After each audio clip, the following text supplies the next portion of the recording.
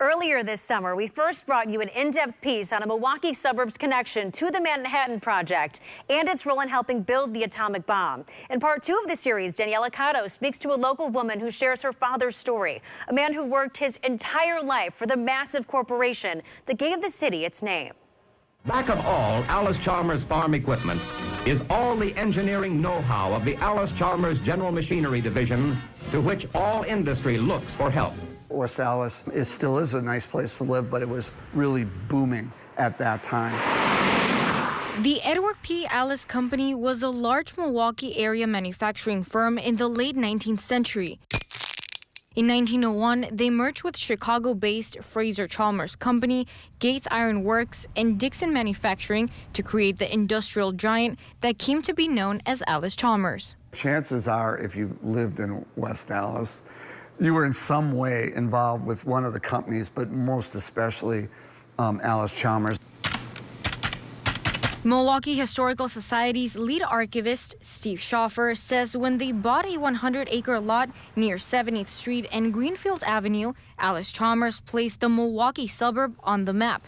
And, rumor has it, gave it its official name of West Allis. Practically every household either had someone working at the plant or knew someone that worked at the plant. Devin Graciolni, the president of the West Allis Historical Society, says Allis-Chalmers became a household name, in part because of the role they played in both war efforts. During this Manhattan Project, where there were contributors from throughout the whole United States, the West Allis contribution, pound for pound, had more significance in that project than any other research facility or manufacturing facility in the world at the time. He worked at Allis-Chalmers during his summer vacation when he was going to school. Jerry Pyrick's father, Worthy Floyd Martin, worked at Allis-Chalmers for 42 years. In 1939, he got a job at Allis-Chalmers, an internship, and he was being paid a total of 29 cents an hour. He was an intern for 3 years before becoming full-time. He worked in many different departments. He worked in steam turbines, pumps, compressors, centrifuges. He actually helped sketch and design the centrifugal pumps that were utilized in the Manhattan Project to develop the atomic bomb. He knew nothing until after the war.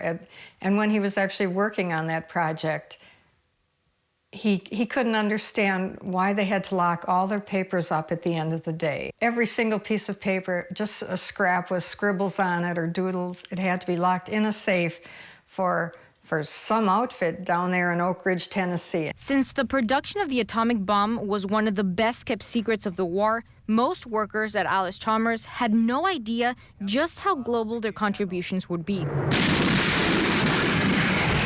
They actually had soldiers watching them doing the work. You'd think you'd get a little suspicious about that, but I don't know if he was just young or just everybody was so secretive, but he really had no idea at the time that they were working on something for the atomic bomb. And the beat of feet sounds over the land.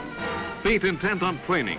In 1941, at 21 years old, Martin registered for the draft, but the Army labeled him 4F, a classification used for those deemed unfit for military service.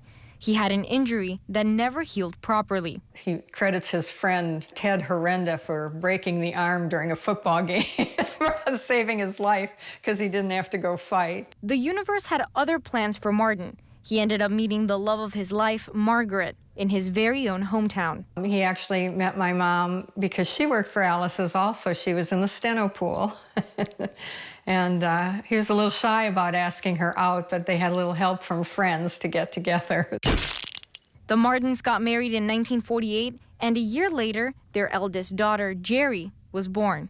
These are just things he saved. After the war, he went back to college to get an engineering degree and then decided to go back to work for Allis-Chalmers. He got to travel a little, not like people do these days, but every now and again, my mom would have to pack up a suitcase and then be off to New York or Kansas City or Los Angeles. He became a published author and shared some of his knowledge with the world regarding the massive corporation he devoted his life to, and not knowing the atomic bomb would become the single most important development that has altered mankind. I know a lot of families did serve in the war, and And it's nice to know my father played a part in it too.